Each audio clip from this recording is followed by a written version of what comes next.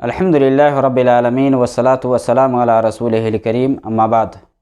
صحابہ رضی اللہ تعالی عنہم کا مقام و مرتبہ بہت زیادہ ہے، بلکہ اس امت کے سب سے بہترین افراد تھے۔ انبیاء کے بعد سب سے بہتر جماعت صحابہ کی جماعت تھی۔ صحابہ کی جماعت وہ جماعت ہے جسے نبی صلی اللہ علیہ وسلم کی صحبت کا شرف حاصل ہے۔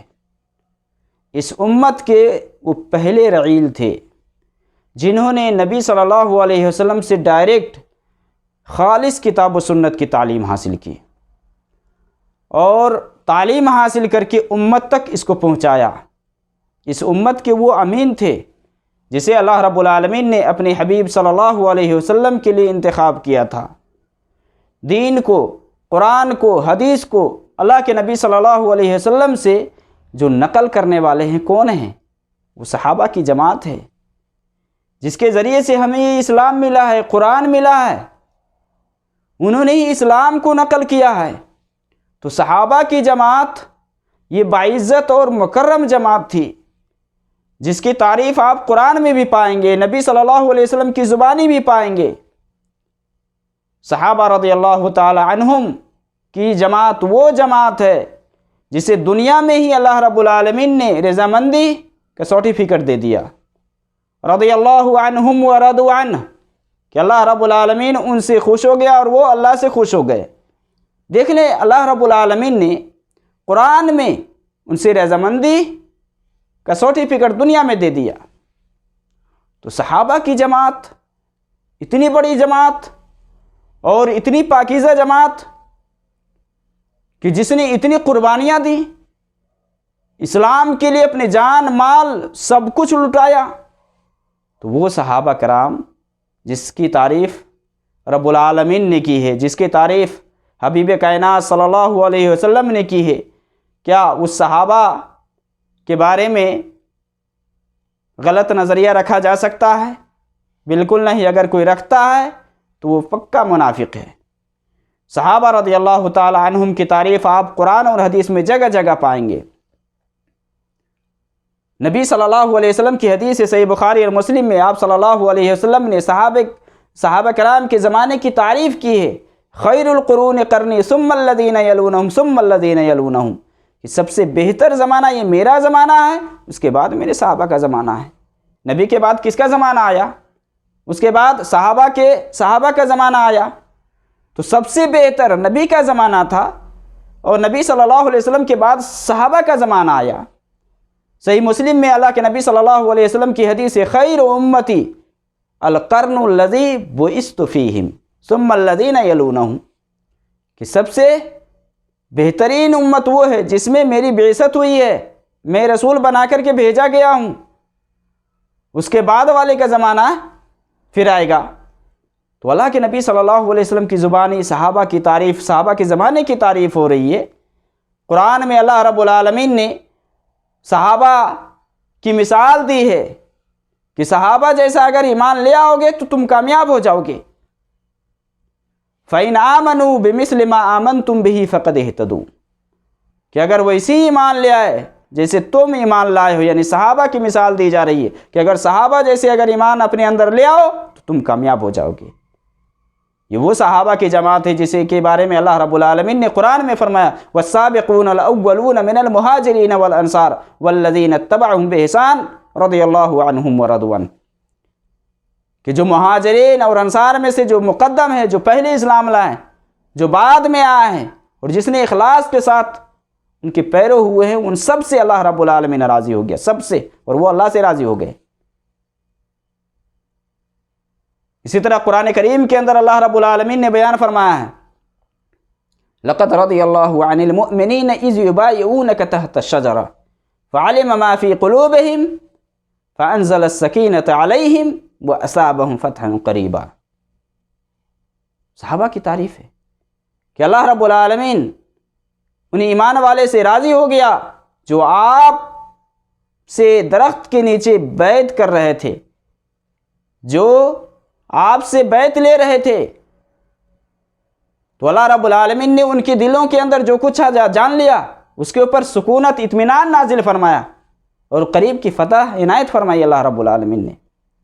تو یہ صحابہ کی جماعت ہے جس کی تعریف قرآن کر رہا ہے، جس کی تعریف رب العالمین کر رہا ہے۔ محمد الرسول اللہ والذین معہ اشداء علی الکفار رحماء بینہم، کہ محمد یہ اللہ کے رسول ہیں اور ان کے ساتھ جو ہیں یہ کافروں پر سخت ہیں اور آپس میں یہ رحم دل ہیں۔ تو صحابہ کی تعریف قرآن کریم کے اندر مختلف جگہوں پر کیا گیا ہے کہ یہ صحابہ کی جماعت وہ جماعت ہے جو جماعت سب سے پہلے اللہ پر اور اللہ کے رسول پر ایمان لائی، جس نے ہجرت کی، جس نے جان مال سب سے اللہ کے راستے میں جہاد کیا۔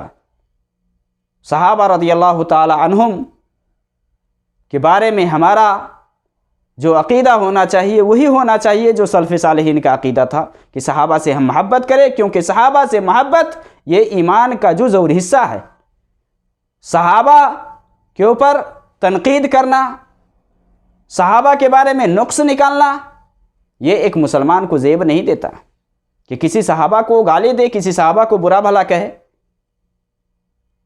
صحابہ کے درمیان میں جو بھی آپس میں اختلافات ہوئے، جس کی وجہ سے جنگیں ہوئی اور کیا کیا مسئلہ ہوا، اسے ہمیں بنیاد بنا کر کے صحابہ کو ہمیں لعن و طعن کرنا اور برا بھلا کہنا ایک مسلمان کے لیے جائز نہیں ہے، درست نہیں ہے کہ صحابہ کو نشانہ بنائے اور صحابہ کو برا بھلا کہے، صحابہ کو گالی دے۔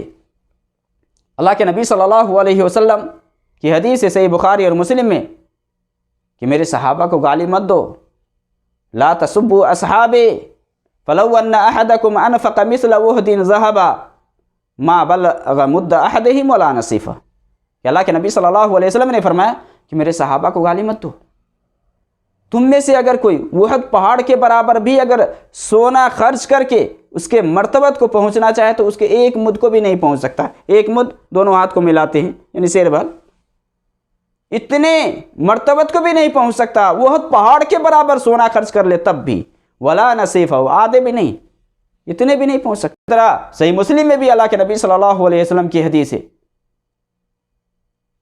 کہ تم میں سے کوئی بھی میرے صحابہ کو گالی نہ دے، میرے صحابہ کو گالی نہ دے، کوئی بھی تم میں سے کوئی بھی اگر وہ پہاڑ کے برابر سونا خرچ کر لے، ما ادرک مد احدہم ولا نصیفہ، اس کے ایک مد کو یا آدھے مد کو بھی نہیں پہنچ سکتا ہے۔